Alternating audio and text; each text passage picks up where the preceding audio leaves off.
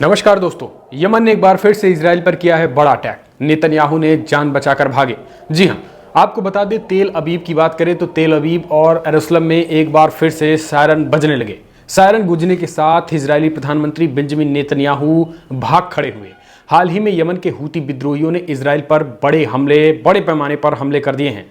बताया जा रहा है कि हूती विद्रोहियों ने पैलेस्टाइन 2 नामक हाइपरसोनिक बैलिस्टिक मिसाइल से डबल अटैक किया है, जिससे तेल अबीब को निशाना बनाया है।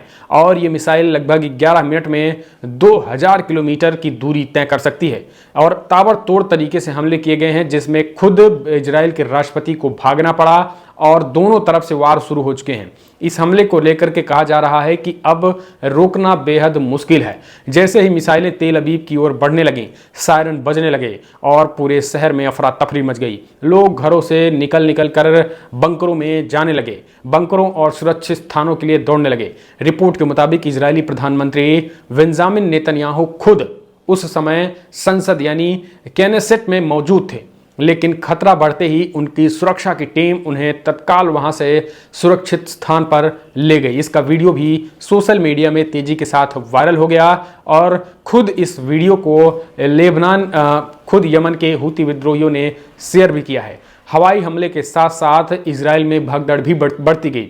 दरअसल इजरायली मीडिया के अनुसार यमन ने केवल तेल अबीब ही नहीं बल्कि यरूशलेम पर भी मिसाइल हमले किए हैं। इस दौरान कई इजरायली नागरिक घायल हो गए हैं और कुछ को घबराहट के कारण पैनिक अटैक भी आया है।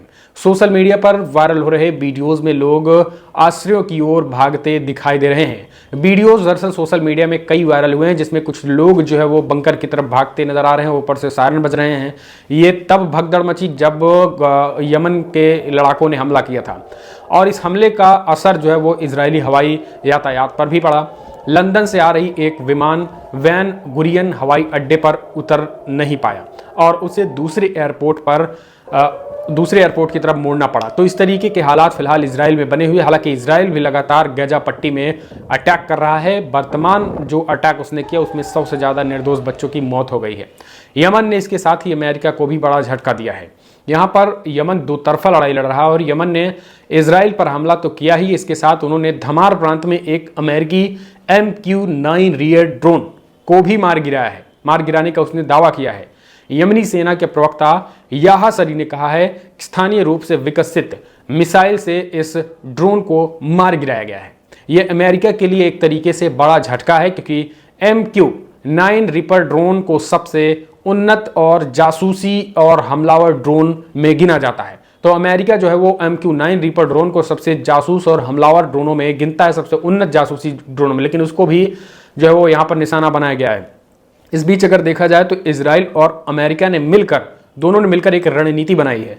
इस हमले के बाद इजरायली सेना ने कहा है कि वो हर संभव कदम उठा करके अपनी सुरक्षा सुनिश्चित करेगी और वहीं अमेरिकी सैन्य अधिकारियों ने भी यमन के खिलाफ देखा जाए तो एक सख्त कार्रवाई के संकेत दिए हैं। अगर देखा जाए तो यहाँ पर लगातार यमन जो है वो टू फ्रंट वार है, क्योंकि अमेरिका जो है वो यमन पर अटैक कर रहा है तो यमन जो है वो इजराइल पर। लेकिन पूरे घटनाक्रम के बाद एक अजीबोगरीब जो है वो स्थिति की सामने आई है।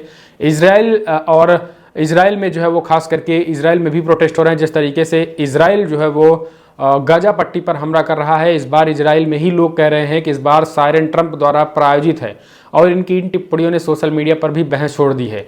यानी एक तरीके से डोनाल्ड ट्रंप को सायरन ट्रंप बताया है, क्योंकि जब से डोनाल्ड ट्रंप आए हैं इजराइल में लगातार सायरन ही सायरन बज रहे हैं। तो कहीं ना कहीं देखा जाए तो यमन द्वारा जिस तरीके से यमन को उकसाया जा रहा है, अमेरिका और इजराइल हमले कर रहे हैं, तो यमन द्वारा भी ये हमला मध्य पूर्व में एक तरीके से मिडिल ईस्ट को पूरी तरीके से तनाव को बढ़ा सकता है।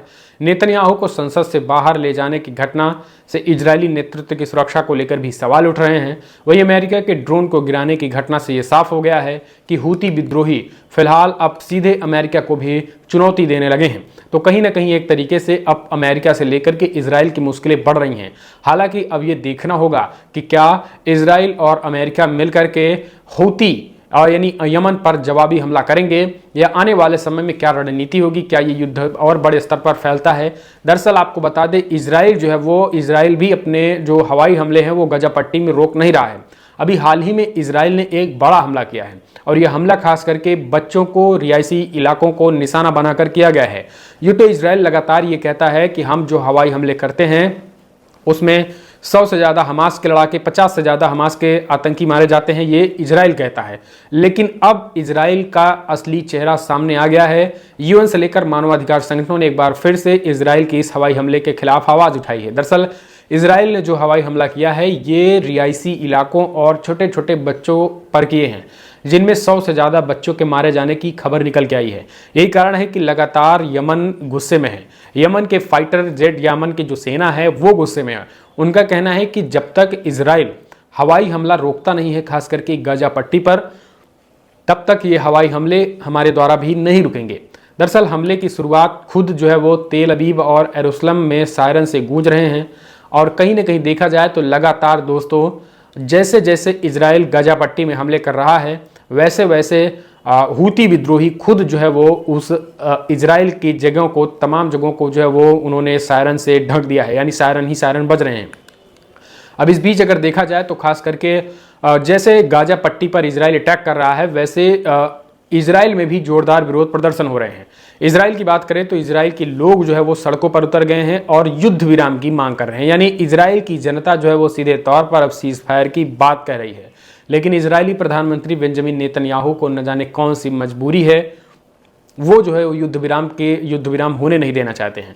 लगातार युद्ध की बातें कर रहे हैं और यही कारण है कि युद्ध बढ़ता चला जा रहा है। जहां सीज फायर की तरफ पूरा का पूरा युद्ध बढ़ रहा था, वहीं एक बार फिर से ये युद्ध जो है वो बढ़ता दिखाई दे रहा है। ये जो अटैक्स हैं इजराइल के द्वारा किए जा रहे हैं अटैक, वो अब बढ़ते चले जा रहे हैं और यही कारण है कि यमन के जो लड़ाके हैं वो इजराइल पर, इजरायली एयरबेस पर हमले कर रहे हैं और उन्होंने चेतावनी दी है कि अगर ये जो अटैक्स हैं गाजा में अगर वो नहीं रुकेंगे तो ये अटैक सैन्य से लेकर रिहायशी ठिकानों तक भी बढ़ेंगे। फिलहाल यमन के फाइटर्स को, यमन के लड़ाकों को आप क्या कहेंगे?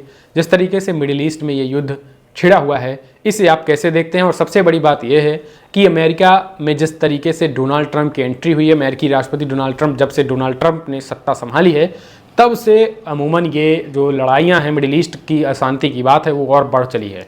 तो इस मिडिल ईस्ट में अशांति का सबसे बड़ा रीज़न, अगर आप अमेरिका को मानते हैं, यूनाइटेड स्टेट ऑफ अमेरिका को, तो कमेंट्स माध्यम से अपने सुझाव दें, क्योंकि जिस तरीके की चीज़ें डोनाल्ड ट्रंप इससे पहले गाजा पट्टी को लेकर कह चुके हैं वो दुनिया से छिपी नहीं है। गाजा पर खुद जो है वो डोनाल्ड ट्रंप खरीदना चाहते हैं, गाजा पर खुद हो जो कब्जा चाहते हैं और यही कारण है कि दोबारा अटैक्स जो है वो इजराइल द्वारा साफ साफ इसके नतीजे हैं। फिलहाल गाजा को क्या वाकई में अमेरिका और इजराइल कब्जा कर पाएंगे?